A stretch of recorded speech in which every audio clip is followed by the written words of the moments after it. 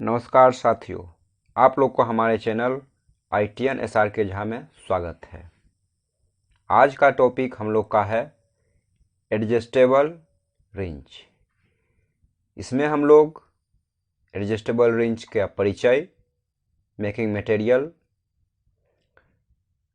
Adjustable range का part, इसके प्रकार और उपयोग, और लास्ट जो पॉइंट है इसके सावधानियों के बारे में अध्ययन करेंगे। तो अब हम लोग इसके परिचय के बारे में आते हैं। इसका परिचय, यह एक ओपन इंडेड रिंच है।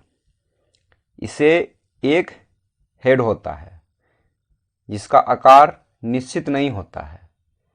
इसका उपयोग कई आकारों के नट और बोल्ट को कसने और खोलने के लिए किया जाता है। यह भी एक रिंच ही होता है जो स्पैनर का ही कार्य करता है। पिछले क्लास में हम लोग जो स्पैनर सेट अध्ययन किए थे, पिछले क्लास में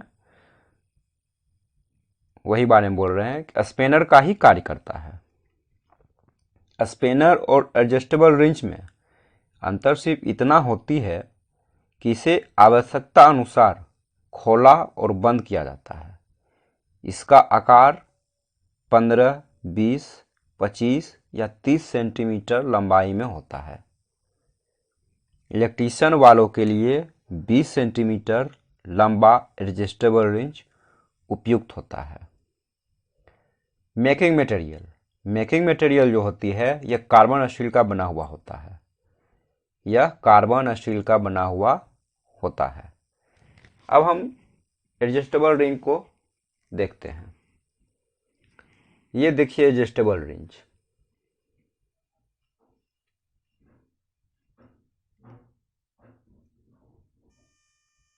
ये देखिए एडजस्टेबल रिंच एक इस टाइप का है और ये टाइप है। ये दोनों के प्रकार के बारे में अध्ययन करेंगे। पहले इसके पार्ट्स के बारे में देखते हैं। ये हैंडल होती है, ये आपका फिक्स्ड जॉ है, ये आपका मूवेबल जॉ है, ये एडजस्टिंग नट है। ये कार्बन स्टील का बना हुआ होता है, इसे हैंडल कहते हैं।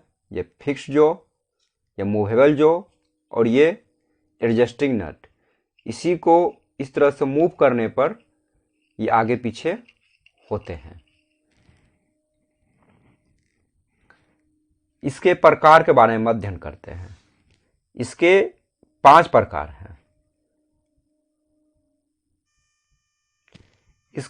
प्रकार हैं। स्लेब्रोन स्पैनर और स्क्रू रिंच। दूसरा है मंकी रिंच। तीसरा है पाइप रिंच। 4th नंबर है चेन रिंच। 5 नंबर है स्टेप रिंच। ये जो आप लोग देख रहे हैं इलेक्ट्रीशियन वालों के लिए 1st नंबर और 2nd नंबर स्लेब्रोन स्पैनर या स्क्रू रिंच, और दूसरा है मंकी रिंच ही ज़्यादा उपयोग में आते हैं। ये देखिए स्लेब्रोन स्पैनर या स्क्रू रिंच है और ये आपका मंकी रिंच है। ये स्लेब्रोन या स्क्रू रिंच है, ये आपका मंकी रिंच है। पहले हम लोग स्लेब्रोन रिंच स्पैनर या स्क्रू रिंच के बारे में अध्ययन करते हैं। यह रिंच बहुत अधिक यूज किया जाता है। यह रिंच बहुत ज़्यादा यूज किया जाता है। इसके जो बॉडी के साथ 15 डिग्री या 45 डिग्री पे बने हुए होते हैं। इसके मूवेबल जो पर एक्मी थ्रेड बर्न का प्रयोग किया जाता है, जिसके द्वारा आगे पीछे चलता है। इसे ओपन एंड एडजस्टेबल रिंच भी कहते हैं। अब हम लोग सेकेंड में आते हैं, मंकी रिंच। ये देखिए मंकी रिंच है, ये हैंडल है, ये मूवेबल जो है, ये हैंडल है, ये आपका मूवेबल जो है, ये फिक्स जो है, ये आपका एडजस्टिंग नट है। इसे देखिए मूव करने पर आगे पीछे होते हैं। यह एक प्रकार का एडजस्टेबल रिंच है। इसकी बनावट में 2 जॉब होते हैं, एक फिक्स जॉ और एक मूवेबल जॉ। फिक्स्ड जॉ, ये मूवेबल जॉ। इसके आवश्यकता अनुसार इसे सेट किया जाता है। और बाकी जो ये 3 रेंज है, पाइप रेंज, चैन रेंज और स्टेप रेंज। पाइप रेंज और चैन रेंज आप लोग ट्यूबवेल ऑपरेटर, लोकल लैंग्वेज में कहा जाए तो जो कल का मिस्त्री हैं वो लोग यूज इसका करते हैं। पाइप रेंज का और चैन रेंज का उपयोग पाइप पर करने पर थोड़ा उस पर दाब आ जाता है या फटने का चांस रहता है, तो उसका मॉडिफाई करके स्टेप रेंज का यूज किए जाते हैं। तो आप लोग इसके प्रकार और उपयोग बारे में भी अध्ययन कर चुके। अब हम लोग सावधानियों के बारे में आते हैं। स्पेनर को फर्स्ट नंबर पॉइंट है, स्पेनर को नट व बोल्ट के साइज के अनुसार यूज करना चाहिए। इसका कहने का मतलब हुआ कि जो नट है या बोल्ट है उसके अनुसार ही स्पेनर को यूज करना चाहिए। दूसरा पॉइंट है, कभी भी तेल लगा या गंदा स्पेनर का यूज नहीं करना चाहिए, उससे दुर्घटना हो सकती है। थर्ड नंबर पॉइंट है, रिंच को कभी भी हैमर की तरह यूज नहीं करना चाहिए। ऐसा नहीं कि हैमर वहाँ पर प्रेजेंट नहीं हो तो इसे ही हैमर का तरह यूज करना शुरू कर दें, ऐसा नहीं करना चाहिए, उससे दुर्घटना हो सकती है। फोर्थ नंबर है, स्पेनर या रिंच के मुंह और हैंडल पर चिकनाहट नहीं होनी चाहिए। कहने का मतलब उस पर ग्रीस या लुब्रिकेशन ऑयल, लुब्रिकेंट ऑयल या इंजन ऑयल या कुछ भी ऐसा चिकनाहट ऑयल नहीं लगी रहनी चाहिए जो कि दुर्घटना का शिकार व्यक्ति ना हो।